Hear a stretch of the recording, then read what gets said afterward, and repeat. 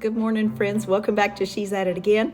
I'm kind of excited to share this with you. As dumb as it sounds, I've been making bread for so many years, and I think I'm actually pretty good at it. I'll be a self-proclaimed baker. I'll take that challenge.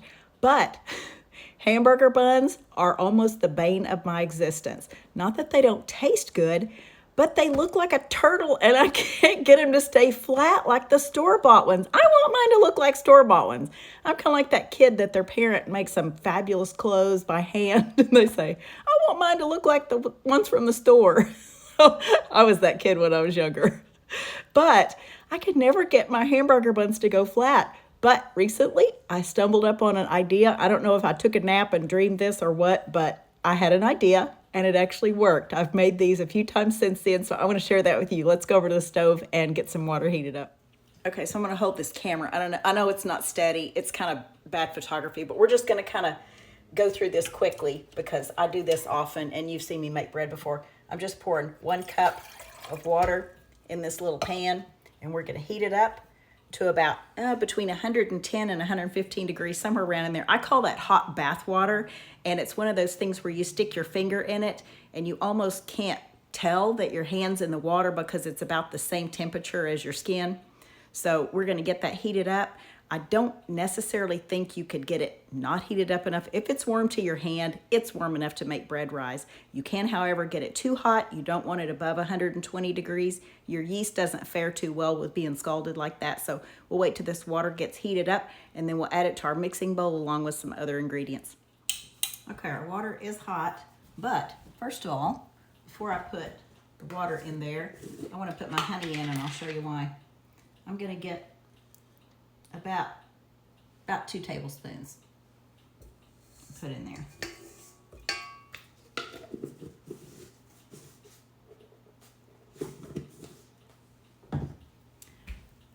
And what I'm going to do with my water is run over my spatula so that it washes the honey off of it. I don't like it stuck on there.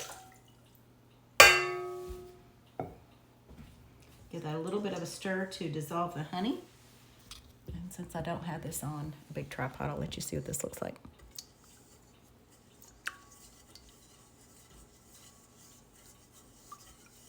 And yes, that is a Santa spatula. One of my little consumer science students gave a couple of these to me, and they're some of my favorites. So, of course, they were some of my favorite students too. So, all right, we're going to take olive oil. Actually, no. We're not going to do that yet. Sorry. Goof up. I'm going to take and add about 2 teaspoons of yeast. I got ahead of myself with the oil. Sorry. We're going to let that sit up here while I'll turn the camera off. We're going to sit here and let the yeast wake up. The warm water is going to wake it up, and the honey in there is going to feed it, so it's going to get real bubbly, foamy, and look really fabulous. So we'll be back in just a second and I'll show you what this looks like. I'll give it about 4 or 5 minutes. All right, I'm going to show you what this looks like now. See how foamy that is? That means our yeast is alive, active, and ready to roll. All right, now we'll put our other stuff in. I'm going to put 1 tablespoon of butter and about a tablespoon of olive oil.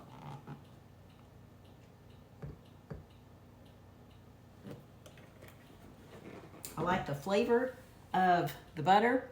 I like the way the olive oil makes the bread feel the softness of it. Actually, I could use butter in all of it, but I'll just go with olive oil for part. But you can use either or, doesn't matter. Then I'm going to put 3 cups of flour in there.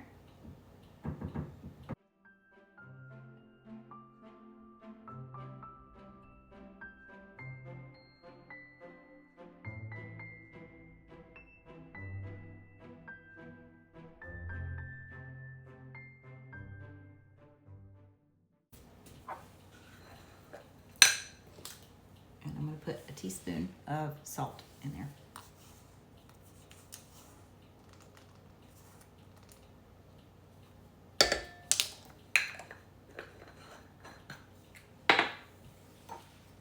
our dough hook on our mixer. Plug it in and turn it on. We're going to let this mix for 5 minutes. Okay, this has been going for 5 minutes. We're going to turn it off now, and we're going to let it rest for 5 minutes. That's all. Our dough's been resting for 5 minutes. I want to show you what it looks like. Give it a little bit closer look. So it's nice and hydrated and stretchy.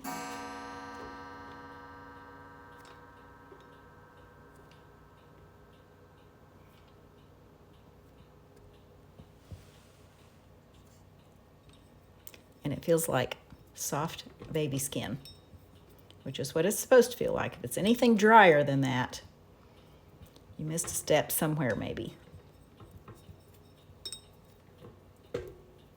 Gonna pull this down. Okay, now we're gonna turn this back on and we're going to let it mix for about 40 minutes. So that's gonna be some good mix in there. In the meantime, I just go do something else.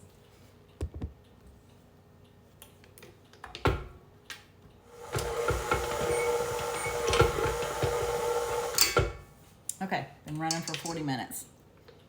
Well, now, unplug it.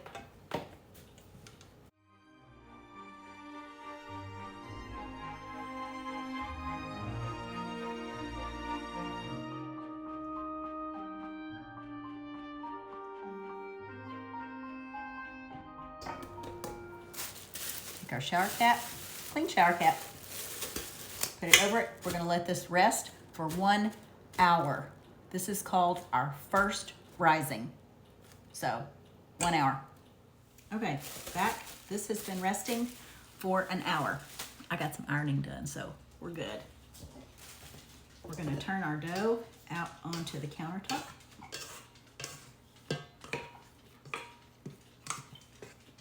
And normally if I were making just dinner rolls or something out of this batch of dough, which is really the same size, I would make about 12 to 16 dinner rolls, depending on what they were going to be used for. If there's a lot of people and they were just going to be used, you know, as a roll, then I would go with 16. If I were making something that I know inevitably somebody's going to take the meat and stuff and make a sandwich out of it during the meal, then I would make 12 of them just because they would be larger. But today's recipe, since we're making hamburger buns out of this dough, I'm gonna make 8 because I want the buns to be of substantial size. You could make smaller ones if you want to, but 8's just actually easier to measure out too. To divide the dough in half, then divide that again, and then divide each one of those in half again. And that's how you get 8. So my little plastic bench scraper here works well.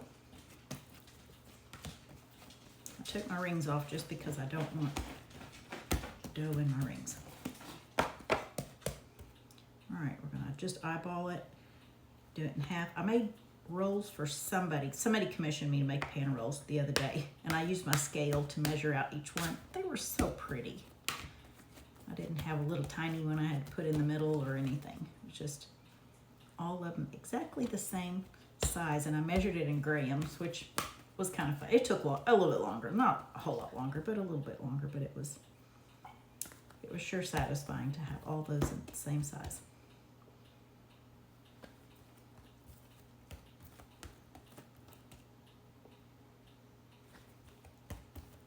Now, up until this point, this has just been how I've made rolls. Every time I've done a video on anything that needs rolls in it. But this is what's different. All right, I'm gonna roll these out just like I always do.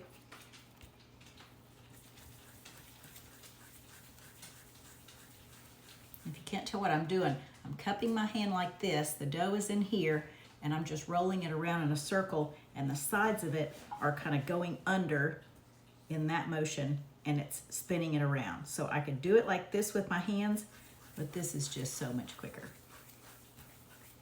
All right, here is my baking sheet parchment that I've used, obviously, to make saltines on or oyster crackers or something, because there's the little shapes on there. Just kind of get this in a ball shape, and then you can take and start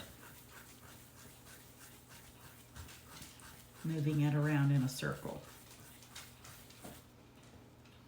I try to get the larger rolls on the outside edge of the pan, or especially the corners, and the ones that wind up being the smaller amounts of dough, I try to put those in the center of the baking sheet, just because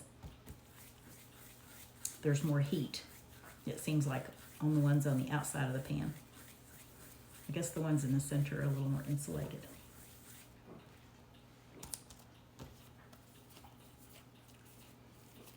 Okay, bear with me as I get the rest of these done.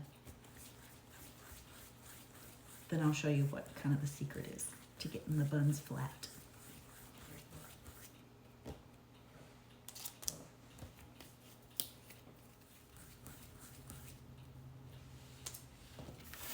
Okay, so what these look like so far. Here's my buns on the pan. And the secret to it is, take another pan. I'm going to put a piece of parchment down because these are aluminum baking pans. I just don't like aluminum next to my food. Yeah, call me crazy. That's okay. But we just don't. Now you can either lay it this way, but what I like to do is put it this way. I don't want to put so much weight on it that it just keeps pushing them down. So the edges being even as shallow as what they are, it's going to keep it from pressing down too hard. But these buns are not going to be able to rise up any taller than what this is. So put your pan however you want to. If you have matching pans, this works great. If you don't have matching pans, just find something that will put enough pressure on it to keep them the same height and not smash them down too flat. So I already have my light on in my lower oven. It keeps it a little bit warm in there. It's an incandescent light. So I'm going to put these in there to rise. And our rising time is 1 hour. And we'll be back and I'll show you what they look like. Then we'll bake them off. Okay, our bread has risen for 1 hour. I preheated the oven so the timer just went off, but I will tell you this. I got to thinking a while ago, I'll check and see what the buns look like, make sure they're rising okay. And when I looked in there, I thought, you know what? That's too tall for those buns to get. So what I did was I took the top pan that was inverted, and I flipped it over, just gently put it down on there. So it's kind of pressing down some pressure on these buns, but I'll show you what I'm talking about.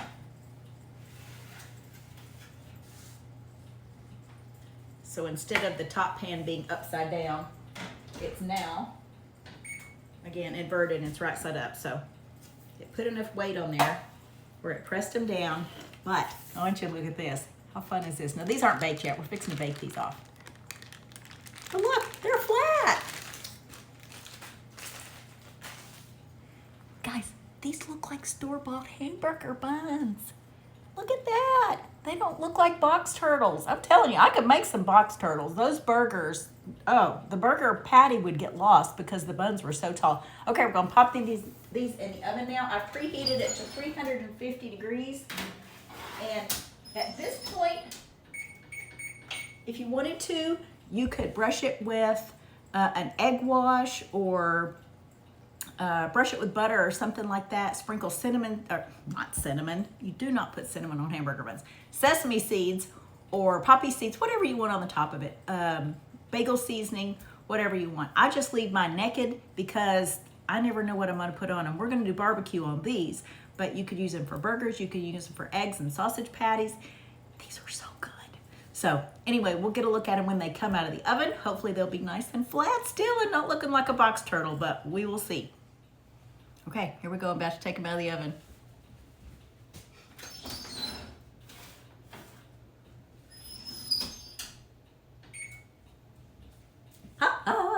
Look, like store-bought. Isn't this fun? I'm so dumb. It took me so long to figure out how to keep these things flat. So, who'd have thought? So many times you think, oh, I want my bread to rise and be so pretty. Not the buns, I want them to be flat. Okay, so recipe will be in the description, but again, it's the same recipe I use for a lot of the rolls. The honey rolls, I use more honey, more oil, and I use an egg in that. But these are just regular buns, just plain bread.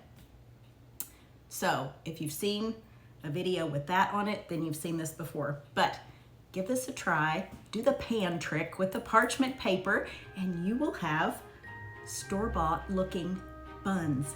This is so exciting. Okay, thanks for joining us, and we look forward to sharing something again with you real soon. Bye, guys.